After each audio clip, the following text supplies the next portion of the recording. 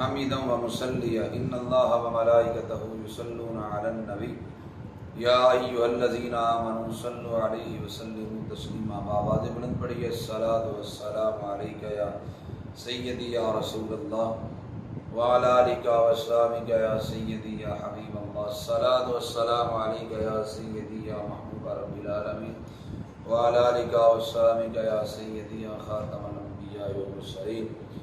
معزز سامعین و ناظرین، آج کی گفتگو کا موضوع قربانی اور عقیقہ کا بیان ہے۔ دعا کرتا ہوں کہ اللہ میری زبان پر کلمہ حق جاری فرمائے اور اللہ ہم سب کو قرآن و سنت کا حقیقی فہم عطا فرمائے۔ اللہ جل مجدہ الکریم نے اپنی لارائب کتاب میں ارشاد فرمایا، فَصَلِّ لِرَبِّكَ وَانْحَرْ، حبیب آپ اپنے رب کے لیے نماز ادا کریں اور آپ اپنے رب کے لیے قربانی کریں۔ ابن ماجہ کی حدیث جناب ابو ہریرہ رضی اللہ تعالی عنہ سے مروی ہے، رسول پاک صلی اللہ علیہ وسلم نے ارشاد فرمایا، من کان لہ سعۃ ولم یضحی فلا یقربن مصلانا۔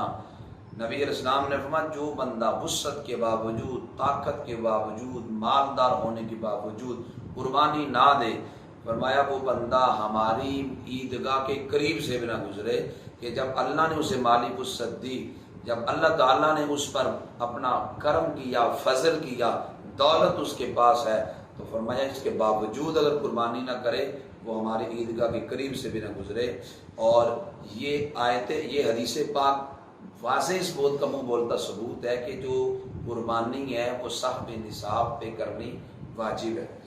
دوسری حدیث پاک ترمذی شریف کی ہے، حضرت عائشہ صدیقہ رضی اللہ تعالیٰ عنہ آپ فرماتی ہیں، رسول کائنات صلی اللہ علیہ وسلم نے ارشاد فرمایا، ما عمل ابن آدم من عمل یوم النحر احب الی اللہ من احراق الدم۔ نبی علیہ السلام نے فرمایا، عید الاضحیٰ کے دن جانور کا خون بہانے سے زیادہ اللہ کو کوئی عمل پسند نہیں۔ اس دن سب سے پسندیدہ عمل اللہ کے ہاں جانور کا خون بہانا ہے۔ اور فرمایا وَإِنَّهُ لَيَأْتِي يَوْمَ الْقِيَامَةِ بِقُرُونِهَا، حضور فرماتے ہیں وہ جانور جو تم نے ذبح کیا قیامت کے دن وہ اپنے سینگوں سمیت آئے گا، وَأَشْعَارِهَا اپنے بالوں سمیت آئے گا، وَأَزْلَافِهَا اور اپنے کھروں سمیت آئے گا۔ فرمایا وَإِنَّ الدَّمَ لَيَقَعُ مِنَ اللَّهِ بِمَكَانٍ قَبْلَ أَن يَقَعَ بِالْأَرْضِ۔ میرے آقا علیہ السلام فرماتے ہیں جانور کا خون زمین پہ بعد میں گرتا ہے، رب کی بارگاہ میں قبول پہلے ہو جاتا ہے۔ اور فرمایا فَطَيِّبُوا بِهَا نَفْسًا، تم خوش دلی کے ساتھ قربانی کیا کرو۔ وہ تیسری روایت کنز الاموال کی ہے، حضرت عبداللہ بن مسعود رضی اللہ تعالیٰ عنہ روایت کرتے ہیں، رسول کائنات صلی اللہ علیہ وسلم نے ارشاد فرمایا، البقرۃ عن سبعۃ، کہ جو گائیں ہیں وہ 7 افراد کی جانب سے ذبح کی جا سکتی ہے، والجزور عن سبعۃ، اور اونٹ بھی 7 افراد کی طرف سے ذبح کیا جا سکتا ہے، فی الاضحیٰ قربانی کے سلسلہ میں۔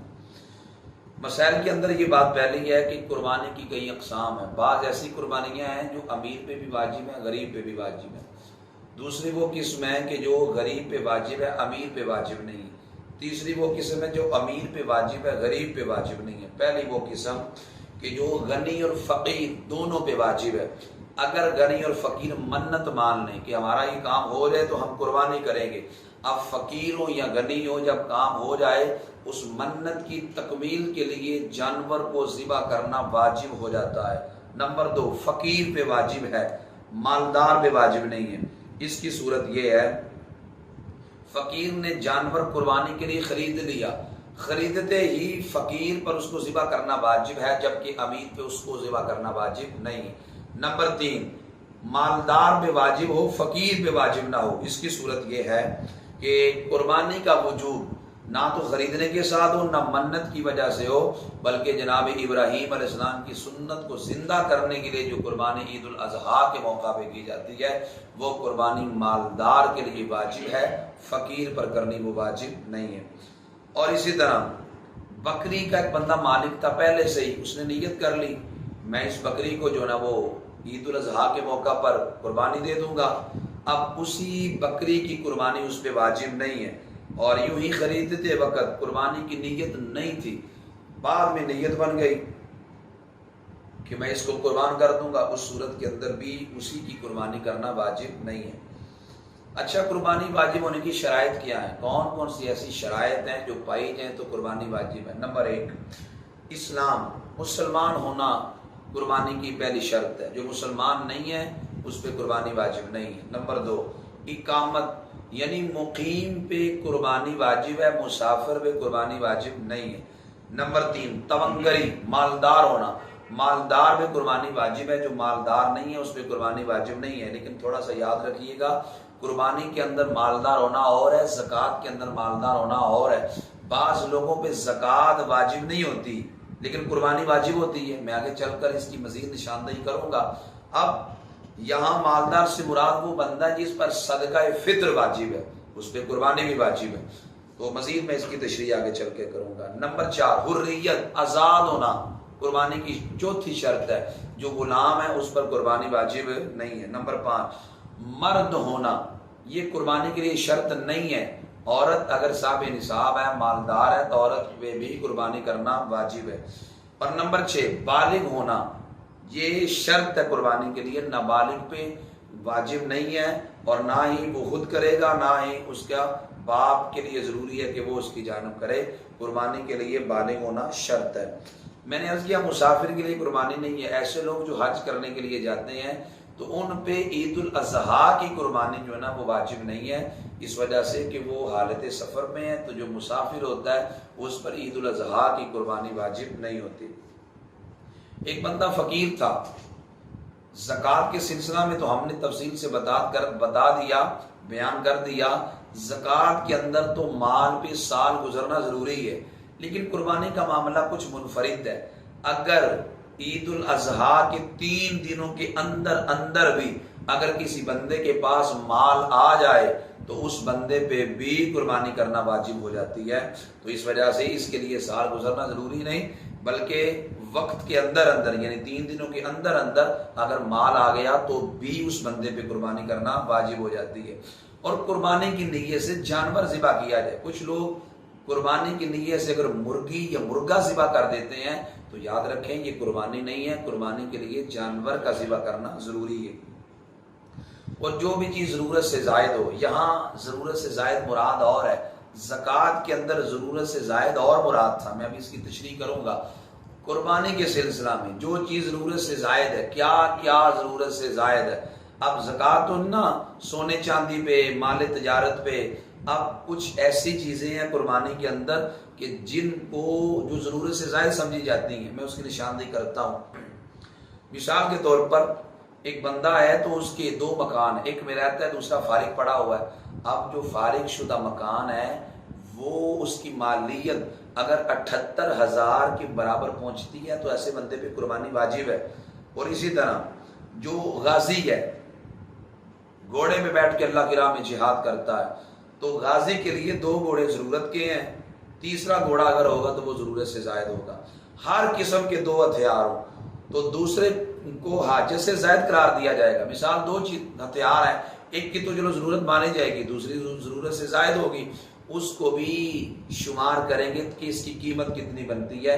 اگر اس آلے کی قیمت، اس چیز کی قیمت 78,000 کے مقدار کو پہنچ جائے تو اس بندے پہ بھی قربانی کرنا واجب ہوتی ہے۔ یہاں تک کہ گھر کے اندر جو کپڑے پڑے ہوتے ہیں، عید کا کپڑا، جمعے کا کپڑا، یا عام پہننے کے لیے کپڑے، یا کام کاج کے کپڑے، یا ایسے کپڑے جن کو آپ استعمال میں کرتے ہیں، وہ تو تھے ضرورت کے، کچھ ایسے کپڑے ہوتے ہیں جو پڑے رہتے ہیں، جو پہنے نہیں جاتے، ان کی قیمت کا بھی اعتبار کیا جائے گا۔ اور بالخصوص جو عورتیں ہوتی ہیں، ان کے بارات کے سوٹ اور ولیمے کے سوٹ بھاری قیمت کے ہوتے ہیں اور پڑے رہتے ہیں، عموماً بارات کے بعد بارات والا سوٹ نہیں پہننا چاہتا، وہ اب ضرورت سے زائد ہے، اب اس کی قیمت اگر 78,000 کے برابر ہو جائے تو بھی قربانی کرنا واجب ہوگی۔ اور اسی طرح اگلی بات یہ ہے کہ گائیں بڑا جانور ہے، اجتماعی جب قربانی کی جاتی ہے تو 7 افراد اس میں شرکت کر سکتے ہیں۔ اونٹ ہے، اس میں 7 افراد شرکت کر سکتے ہیں۔ یاد رکھیں 7 افراد کا ہی شرکت کرنا ضروری نہیں ہے، 7 سے یہ 7 انتہا ہے، زیادہ سے زیادہ 7 افراد شرکت کریں گے، 7 سے کم افراد بھی شرکت کر سکتے ہیں۔ 6 بھی کر سکتے ہیں، 5 بھی کر سکتے ہیں، 4 بھی کر سکتے ہیں، 3 بھی کر سکتے ہیں، آپ 7 سے کم افراد بھی شرکت کر سکتے ہیں۔ اور اسی طرح اس کے اندر سب کے حصے برابر ہونا ضروری نہیں ہے۔ ایک بندہ ایسا وہ کہتا ہے میں 2 حصے ڈال لیتا ہوں، ایک کہتا ہے میں 3 ڈال لیتا ہوں، جائز ہے۔ سب کے حصے برابر ہونا ضروری نہیں، ہاں یہ ضروری ہے کہ ہر ایک کا 7ویں حصے سے کم نہ ہو، یعنی کم از کم ہر بندہ اپنا ایک ایک حصہ ڈالے۔ ایسا نہ ہو کہ کوئی کہتا ہو، مثال کے طور پر ایسا بھی ہوتا ہے کہ 7 افراد مل جاتے ہیں، تو ایک گھر کے اندر 2 بھائی ہوتے ہیں، دونوں میں قربانی واجب ہوتی ہے، وہ کہتے ہیں یار قربانی کا جانور تو بڑا مہنگا ہے، 15,000 حصہ ڈال رہا ہے بڑی قربانی کے اندر، تو 2 بھائی کہتے ہیں چلو 7,000 دو میں پا لینے ہیں، چلو قربانی بھی ہو جائے گی تو چلو کو مال بھی بچ جائے گا۔ اگر وہ دونوں 7,000 ڈال کر 15,000 دے دیتے ہیں، اب ان دونوں کا حصہ 7ویں حصے سے کم ہے، 7واں تقسیم ہو گیا، اب اس صورت کے اندر باقیوں کی قربانی بھی نہیں ہوگی۔ یہ مسئلہ تھوڑا اہم ہے، اس وجہ سے بڑی قربانی کے اندر کچھ احتیاطیں ہیں، ان احتیاطوں میں سے ایک احتیاط تو یہ ہے کہ 7 افراد ہر ایک کا حصہ 7ویں سے کم نہ ہو، یعنی ایک ایک حصہ کم از کم ہر بندے کا ہو۔ اور اسی طرح جب اجتماعی قربانی آپ کریں تو آپ سب بندوں کو، جو 7 بندے ہیں ان کو بلا کر دیکھیں، پہلی بات ان میں کوئی بد عقیدہ تو نہیں، اگر بگڑے عقیدے والا ایک بھی اندر آ گیا تو کسی کی قربانی نہیں ہوگی۔ نمبر 2، آپ ان 7 افراد میں دیکھیں، ان کو کہیں باقاعدہ طور پر، انہیں کہیں کسی کی نیت قربانی کی، ہر ایک کی نیت قربانی کی ہونی چاہیے، گوشت کی نیت نہیں ہونی چاہیے۔ اگر 7 میں سے کسی ایک فرد کی بھی نیت گوشت کو حاصل کرنے کی ہوگی، قربانی کی نہیں ہوگی، کسی کی بھی قربانی اللہ کی بارگاہ میں قبول نہیں ہے۔ اس وجہ سے 7 کے 7 افراد ہر ایک کی نیت قربانی کرنے کی ہو، اللہ کی رضا۔ اس طرح میں نے عرض کر دیا، اجتماعی قربانی جو کرنے والے ہیں اس کے اندر چند احتیاطیں آپ نے کرنی ہیں، سب کو جمع کر کے پہلے پوچھ لیں کوئی بد عقیدہ تو نہیں۔ نمبر 2، آپ ان سے پوچھ لیں کہ کسی کی نیت گوشت کو حاصل کرنے کی نہ ہو، ہر ایک کی نیت قربانی کرنے کی ہو، گوشت تو مل نہیں جانا ہے۔ تیسری بات یہ ہے جب اجتماعی قربانی کریں ان میں سے ہر ایک کا حصہ 7واں ہو، یعنی کہ کم از کم ایک ایک حصہ ہو، ایک سے کم حصہ نہ ہو۔ نمبر 4، جب گوشت آپ نے اجتماعی قربانی کا تقسیم کرنا ہے، تول کے تقسیم کرنا ہے، اندازے کے ساتھ آپ نے گوشت نہیں دینا۔ اگر کوئی بندہ کہہ بھی دے کوئی بات نہیں، کسی کی طرف 4 بوٹیاں زیادہ چلی بھی جائیں، میری طرف سے اجازت ہے، تو بھی اجازت نہیں ہوگی، تول کر گوشت کو دینا ضروری ہے۔ اگلی بات یہ قربانی کب کی جائے گی؟ قربانی نماز عید کے بعد کی جائے، اور محلے کی ایک مسجد میں جب نماز پڑھی گئی اس صورت کے اندر باقیوں مسجدوں کا انتظار نہیں کیا جائے گا کہ باقیوں میں بھی پڑھی جائے گی تو پھر جانور قربان کریں گے۔ جب آپ کی محلے کی مسجد میں نماز پڑھے گی تو جانور ذبح کر دیں، اور نماز کے بعد خطبے سے پہلے اگر کوئی جانور ذبح کرتا ہے تو یہ مکروہ ہے، لیکن قربانی اس صورت میں ہو جائے گی۔ اگر منت کی قربانی آپ نے کی ہے تو منت کی قربانی کا گوشت آپ نے نہیں کھانا، اگر کھایا تو اتنا گوشت اللہ کی راہ میں خیرات کرنا پڑے گا۔ اور ہمارے ہاں ایک بہت بڑی غلط فہمی لوگوں میں پائی جاتی ہے، وہ یہ ہے، وہ کہتے ہیں بھینس کی قربانی جائز نہیں ہے، یعنی کٹے کی قربانی کو جائز نہیں سمجھتے، معاذ اللہ۔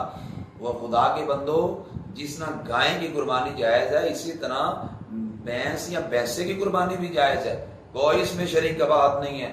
لوگ کہتے ہیں جی حدیث میں اس کا ذکر نہیں ملتا، نبی علیہ السلام نے ذبح نہیں کیا بھینس کو یا بھینسے کو، تو اللہ کے بندے آپ غور تو کریں، کیا آج بھی عرب کے اندر یہ بھینس یا بھینسے پائے جاتے ہیں؟ عرب کے اندر اس کا وجود نہیں تھا، اس لیے نبی علیہ السلام نے ذبح بھی نہیں کیا۔ اس وجہ سے اب یہ تمام تر دنیا کے فقہا اس پہ لکھا ہے، تمام نے، آپ منجد اٹھا کے دیکھ لیں، قاموس اٹھا کے دیکھ لیں، لغت کی ساری کتابیں اٹھا کے دیکھ لیں، تمام کے اندر یہ لکھا ہے کہ جو بھینس ہے وہ گائے کی قسم ہے، یہ کوئی الگ چیز نہیں ہے، تو اس لیے بھینس کو گائے کے اندر شمار کیا جاتا ہے۔ جس طرح گائے کی قربانی جائز ہے یوں ہی بھینس کی قربانی بھی جائز ہے، کوئی اس میں شریک بات نہیں ہے۔ جانوروں کی عمریں کتنی ہوں گی؟ جو اونٹ ہے وہ 5 سال کا ہوگا، 5 سال سے کم قربانی نہیں لگے گا۔ گائے 2 سال کی ہونا ضروری ہے، بکرا چھترا 1 سال کا ہونا ضروری ہے، اور اگر ان کی عمر ان سے زیادہ ہو تو جائز نہیں بلکہ افضل ہے۔ اور اسی طرح دمبا یا بھیڑ 6 ماہ کا، دور سے ایسے لگتا ہے کہ صحت مند ہے کہ 1 سال کا لگتا ہے، تو بھیڑ دمبا 6 ماہ کا 1 سال کا بھی لگے اگر تو اس کی قربانی پھر بھی جائز ہے۔ کون سے عیب جانور میں ہو تو قربانی جائز نہیں ہے؟ پیدائشی سینگ اگر کسی جانور کے نہ ہو تو اس کی قربانی جائز ہے. پیدائشی طور پہ اگر سینگ نہ ہو تو قربانی جائز ہے. سینگ تھا ٹوٹ گیا ہے پھر غور کریں گے دیکھیں گے جڑ سے ٹوٹا ہے یا اوپر سے ٹوٹا ہے. اگر تو جڑ سے ٹوٹا ہے پھر بھی قربانی جائز نہیں ہے. اگر اوپر سے ٹوٹا ہے تو اس صورت میں قربانی جائز ہے. بینگے جانور کی, بینگا جسے مثال تھوڑا سا ٹیڑھا دیکھتا ہے, بینگے جانور کی جو قربانی ہے وہ بالکل جائز ہے. اور اندھے جانور کی قربانی جائز نہیں ہے. اور جو کانا جانور ہو اور کانا پن اس کا ظاہر ہو واضح ہو اس کی بھی قربانی جائز نہیں. لنگڑے کی بھی قربانی جائز نہیں ہے. اتنا لنگڑا ہو کہ وہ قربان گاہ تک چل کے نہ جا سکے, یعنی جہاں بھی اسے ذبح کرنا ہے وہ اتنا لنگا کے چلے کہ وہاں تک اپنے قدموں پہ چل کے بھی نہ جا سکے. اتنا لنگاتا ہو تو اس صورت میں عیب بڑا ہے, قربانی اس کی جائز نہیں ہے. اسی طرح کان, دم یا چکی اگر تہائی سے زیادہ کٹی ہو تو پھر ناجائز ہے, اگر تہائی سے کم کٹی ہے تو پھر جائز ہے. جس کے پیدائشی کان نہ ہو یا ایک کان کٹا ہو اس کی قربانی جائز نہیں ہے. ہاں جس کے کان چھوٹے ہوں اس کی قربانی جائز ہے. اسی طرح جس جانور کے دانت نہ ہو تو کھا نہیں سکے گا, یہ بڑا عیب ہے. اور اسی طرح تھن کٹے ہوں یا تھن خشک ہو چکے ہوں تو بھی قربانی جائز نہیں ہے. بکری میں ایک تھن بھی خشک ہو جائے قربانی جائز نہیں ہے. گائے بھینس کے اندر 2 خشک ہو جائیں تو پھر قربانی جائز نہیں ہے. فقیر نے قربانی کے لیے جانور خریدا, اس میں کوئی عیب لگ گیا, اب فقیر اسی جانور کو ذبح کر دے اگرچہ قربانی والے دنوں میں اس جانور میں عیب تھا, فقیر ذبح کر دے اس کی جانب سے وہ ذبح ہو جائے گا, جائز ہے. لیکن مالدار نے اگر جانور خریدا اس میں عیب آ گیا اور عید والے دن تک عیب رہا اور بڑا عیب تھا, اس صورت میں امیر کو, مالدار کو, غنی کو دوسرا جانور خرید کر ذبح کرنا پڑے گا. اور قربانی کا موسم تھا, ایک بندہ کہتا ہے میں نے بچوں کا عقیقہ کرنا ہے تو بڑی قربانی کے اندر میں اپنے بچوں کے عقیقے کی نیت سے قصہ ڈال لیتا ہوں. شرعی طور پہ اجازت ہے, اپنے بچوں کے عقیقے کے لیے بڑی قربانی کے اندر وہ قصہ ڈال سکتا ہے. تو اس صورت میں قربانی بھی جو نا وہ باقیوں کی تو قربانی ہو جائے گی اور اس کے بچوں کا عقیقہ ہو جائے گا. اور 7 اجزاء جانور میں ایسے ہیں جن کا کھانا حرام ہے, غور کریں. نمبر 1 پتا حرام ہے, نمبر 2 مسانہ, نمبر 3 شرمگاہ, نمبر 4 ذکر, نمبر 5 خصیے, نمبر 6 غدود, نمبر 7 خون. خون تو حرام ہے, نص قطعی سے اس کی حرمت ثابت ہے, باقی 6 کا کھانا مکروہ تحریمی ہے.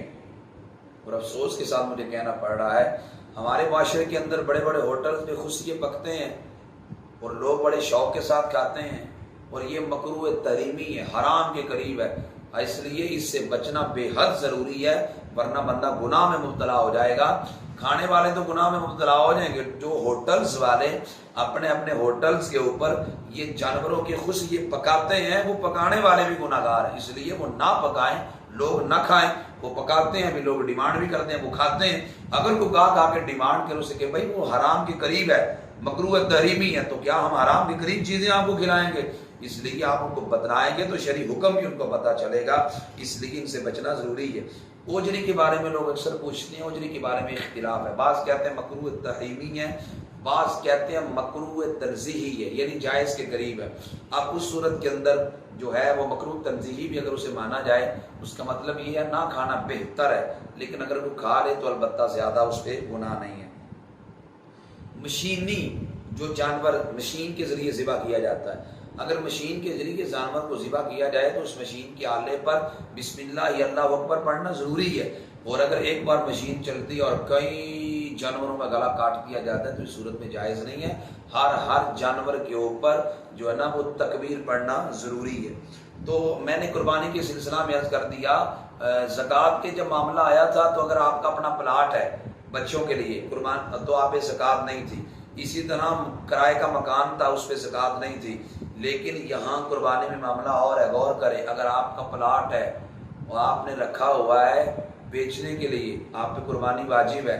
اسی طرح آپ کا خالی مکان پڑا ہوا ہے, اس کی مالیت یقیناً 78,000 سے زیادہ ہے, قربانی واجب ہے. خالی پلاٹ پڑا ہوا ہے آپ کا, اس وجہ سے اس کی مالیت چونکہ 78,000 سے زیادہ ہے تو قربانی آپ پہ واجب ہے. یوں ہی کرائے کے مکان کی وجہ سے بھی آپ پہ قربانی واجب ہے. اس لیے ان مسائل کو اچھی طرح ذہن نشین کر لیں کہ کرائے کا مکان بھی اگر آپ کا ہے تو بھی آپ پہ قربانی واجب ہے. خالی پلاٹ آپ کا پڑا ہوا ہے تو یقیناً 78,000 سے زیادہ مالیت کیا ہے تو بھی آپ پہ جو ہے نا وہ قربانی وغیرہ واجب ہے. عقیقہ کے بارے میں کچھ مسائل ہیں. عقیقہ کہتے ہیں جب بچہ پیدا ہو تو 7ویں دن بچے کی طرف سے جانور کو رضائے الہی کی خاطر ذبح کرنے کو عقیقہ کہتے ہیں. پہلی بات تو یہ ہے جب بچہ پیدا ہو تو بچہ پیدا ہوتی اس کے دائیں کان میں اذان دیں، بائیں کان میں اقامت کے. دائیں کان کے اندر 4 بار اذان کہنا بہتر ہے اور بائیں کان میں 3 بار اقامت کہنا بہتر ہے. 7ویں دن بچے کا نام رکھا جائے. بچے کا نام خوبصورت رکھا جائے. ہمارے معاشرے کے اندر لوگ نہیں سمجھتے، نہیں خیال کرتے، وہ کہتے ہیں وہ اچھوتا سا نام ہونا چاہیے، پہلے کسی نے سنا ہی نہ ہو، ایسا نام ہو. اگر کسی برادری کے اندر وہ نام ہے، رشتہ داروں میں نام ہے، بڑا خوبصورت نام ہے، عورتیں مرد رکھنا گوارا ہی نہیں کرتے. وہ کہتے ہیں ہماری برادری کے اندر پہلے کتنے بچوں کا یہ نام ہے، یہ نام کیوں رکھیں؟ نام خوبصورت ہو تو اس نام کو رکھنا چاہیے. ایسا نام نہیں رکھنا چاہیے جس کے معنی کہ ہمیں پتہ نہ ہو کہ اس کا معنی کیا بنتا ہے. ہاں یہ بھی خیال رکھیں. ہم تفصیلی ناموں پہ ایک موضوع رکھیں گے، اس پہ ہم تفصیل سے بیان کریں گے. ہمارے کچھ لوگوں کا نام عبد الخالق ہوتا ہے، عبد الرحمن ہوتا ہے. لوگ خیال ہی نہیں کرتے، عبد الرحمن کو رحمان کہہ رہے ہوتے ہیں، عبد الخالق کو خالق کہہ رہے ہوتے ہیں. تو عبد الرحمن کو خالق رحمان کہنا حرام ہے، گناہ ہے، سخت گناہ ہے. اس سے بچنا ضروری ہے. نام رکھے اچھا. اور اسی طرح 7ویں دن بچے کا عقیقہ کرے. جو لڑکا ہے اس کی جانب سے 2 نر بکرے یا چھترے ذبح کیے جائیں، اور جو لڑکی ہے اس کی جانب سے 1 بکری ذبح کیا جائے. یعنی لڑکے کی طرف سے نر اور لڑکی کی طرف سے مادہ ذبح کیے جائیں، یہ بہتر ہے. اور اگر کوئی بندہ لڑکے کی جانب سے 2 جانور ذبح نہیں کر سکتا تو وہ 1 بھی کر سکتا ہے. اچھا آپ کے ذہن میں سوال آ سکتا ہے کیا عقیقہ کرنا کوئی ضروری ہے؟ یقیناً ضروری نہیں ہے. عقیقہ کرنا بہتر ہے.